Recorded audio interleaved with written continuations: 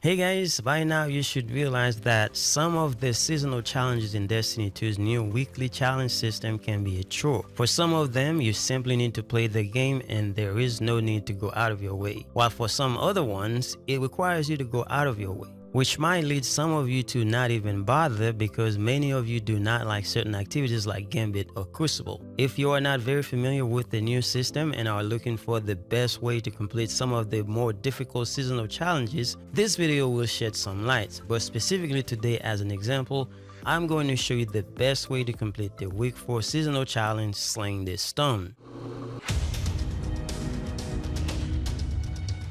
My name is Words and thanks for tuning into the channel. This really means a lot. Before going to the Sling this Stone challenge, I want to give a little background on the new system. So if you are only interested in the best way to complete the Sling this Stone challenge, skip to the time shown on the screen. Anyway, starting in Season 13, Bungie replaces weekly challenges from vendors like Zavala, Shax, Banshee, and the Drifter with weekly seasonal challenges, which can be found on your Quest tab. Though Bungie eliminates having to go to the vendors for specific weekly challenges, you still have to do things in those activities, meaning playing Crucible, Strikes, Gambit, etc, etc. But you get 4 times the XP and some bright dust for each time you complete them.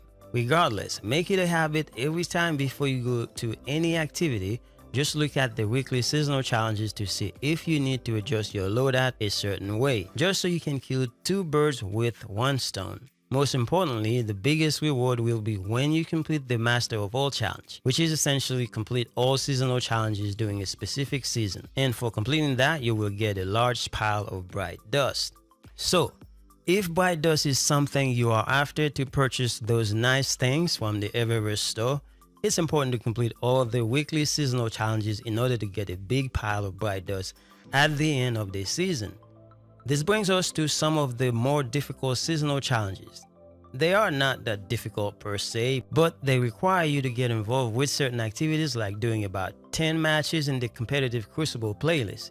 This means even though you may not like the Crucible, but if you want a large pile of bright dust at the end of the season, you are going to have to play some Crucible. But trust me, it's not that bad. It can be done. If I can do it, you can do it too. Having said all that, let's talk about the Sling the Stone seasonal challenge for week 4 season of the Chosen. Yes, I know, as the making of this video, we are in week 5 of the season, but a lot of people don't complete their weekly seasonal challenges in the same week because you have the whole season to complete them.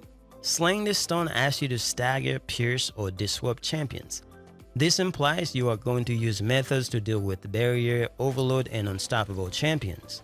This also means that you will have to be involved with endgame activities where you will most likely find those champions. Most people will gravitate towards Nightfall, and a lot of time Bungie does specify you have to complete those challenges during Nightfall Strike. In the case of the Sling the Stone challenge, you can do this wherever you can find champions like Nightfall, the new Battlegrounds activity, Raid, or Lost Sectors, etc, etc.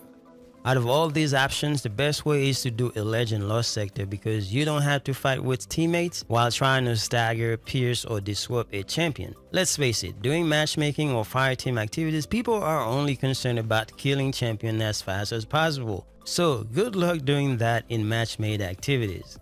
What you need to do is to find your favorite Legend Lost Sector and target the Overload champions. I completed the Sling the Stone challenge in the Perdition Lost Sectors on Europa, but you can do it wherever is more comfortable for you or whatever is available at the time. Remember, the Lost Sectors rotate every day. You just need to make sure you equip the Overload and Barrier mods on your gauntlets for this season.